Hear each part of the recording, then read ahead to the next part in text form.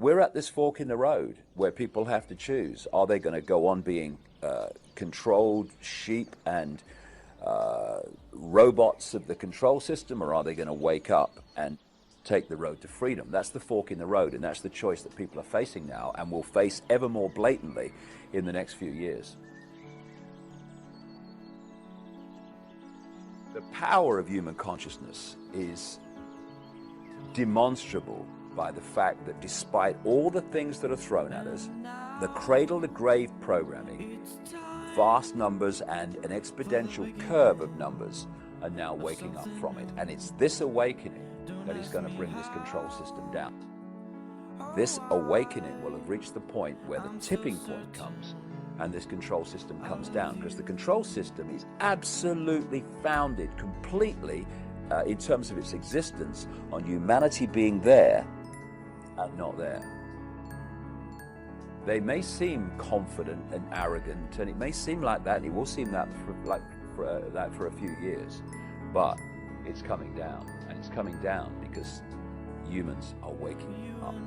Went through an extraordinary series of what you might call paranormal experiences, not that they were, 20 years ago in 1989, and basically the veil lifted, and I saw the world in a completely different way, and I started on a journey of research which has led me over 20 years to a very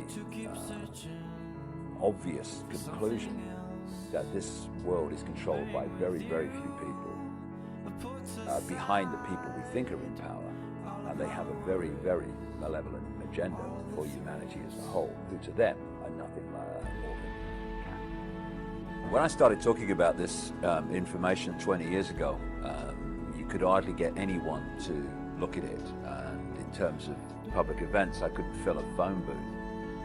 But over the last 20 years, there's been demonstrably, blatantly, obviously, a fantastic awakening, and it's getting faster and faster all the time. I first of all noticed a big change after 9/11. Although the vast majority of people bought the official line, there was something about it that started to get others to think and come off the fence. And when the weapons of mass destruction were not found in Iraq, it was almost like a confirmation. You know, people talk about, well, you must never believe what the government says, you must never believe what the media says, but so many people just go ahead and do that.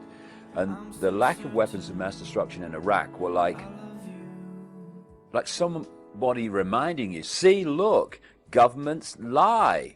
And after 2003 and all that, this awakening, this questioning of the world, this questioning of authority got more and more blatant. And as the police state and the Orwellian state is breaking the surface ever more obviously, it's getting more and more people to see the world in a way that they wouldn't have done before. And it's getting faster and faster, and it's a great time to be doing what we're doing, putting this information out, and it's very, very encouraging. The whole conspiracy is founded on keeping humanity in a very, very low level of perception about self, perception about the world. This is why we have the dumbing down of education. This is why we have the controlled so-called information that comes through the media. The idea is to keep people in ignorance of anything that would be a problem to the control system. So we're kept in ignorance about the nature of reality itself, the nature of life itself, who we are, where we are, what we're doing here. We're kept in ignorance of the true forces that are manipulating behind the people we see in the public arena, like we had 8 years of Bush, who was blatantly just a figurehead signing his name on the legislation, and he's been replaced by Obama, who is another blatant figurehead doing the same, controlled by the same force ultimately that controlled Bush. Now all these connections have to be kept from people so that we behave and perceive the world and everything in a way that suits the control system. So any awakening any opening of the mind to see things that people didn't see before is a real big problem for the conspiracy, for the manipulators. And what we're seeing now, as more and more people are awakening, is almost a panic-stricken attempt to put the lid on this, to dumb people down. And this is one reason why we're seeing the ever greater drugging of American children, not just American children, but in the wider world too, while we're seeing more and more of these chemical cocktails in food that destabilize the body's chemical balance, more and more electromagnetic pollution to destabilize the body's electromagnetic balance. All of these things fundamentally affect the way people see the world and their ability to think sharply, to think straight, and to see the peripheral vision which you need to see what's actually going on. They want us here. And what an awakening mind does is start to do this. And when you do that, you start to connect dots that you can't actually see here. What we're looking at now is an irresistible force, I would suggest, which is the gathering awakening of humanity coming face to face with what thinks it's the immovable object, the conspiracy, but isn't, as we'll see, although it's going to take some years before that becomes obvious. And so we're at this fork in the road where people have to choose. Are they going to go on being controlled sheep and robots of the control system, or are they going to wake up and take the road to freedom? That's the fork in the road, and that's the choice that people are facing now and will face ever more blatantly in the next few years. When you look at the bloodline families and the control system that they oversee, it seems that they are all powerful. They control the media ownership level and at key positions within it. They control the corporations, the cartels of oil, of pharmaceuticals, etc. They control the forces of law enforcement and the military, ultimately.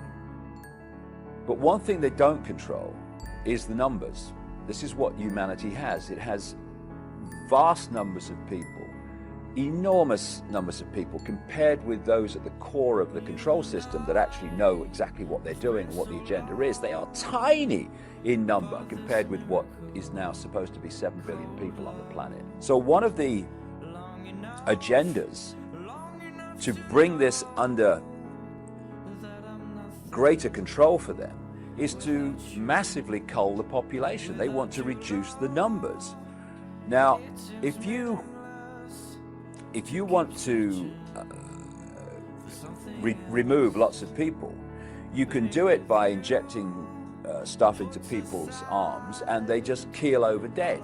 But if you do that, and of course there is some of that goes on, but if you do that, all the other people lined up are going to say, excuse me, I ain't having whatever they've had. So you do it in a more subtle way, and you target the defense mechanism that everyone has, called the immune system. People don't die of AIDS, they die of AIDS-related disease, which are diseases that the immune system, before it becomes shot, would have defended the body from.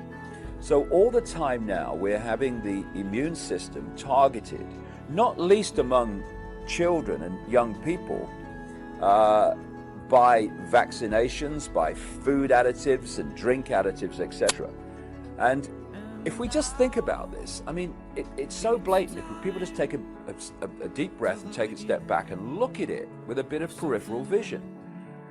We have a situation now, not just in America, but in Britain and the wider world, where between birth and about 2 years of age, we're having children be given 25 and rising different vaccinations and combinations of them, poured in all this, these chemical cocktails that destabilize the body, but more important than that, they have to be dealt with by a still developing immune system. So the immune system's still developing, it's still coming up to optimum efficiency, and suddenly this tidal wave of chemical concoctions is thrown at it. It has to deal with it. As it's dealing with one, suddenly another one comes. 25 vaccinations over the first 2 years of life. It is, by any level of common sense, it's ludicrous, and it's meant to be ludicrous because it's targeting the immune systems of young children, which, because it's done at a developing time of the immune system, rewires it, destabilizes it, imbalances it for the rest of their lives. Those kids' immune system will never be as efficient as it would have been otherwise. My son, he's now 16, he's never had a vaccination.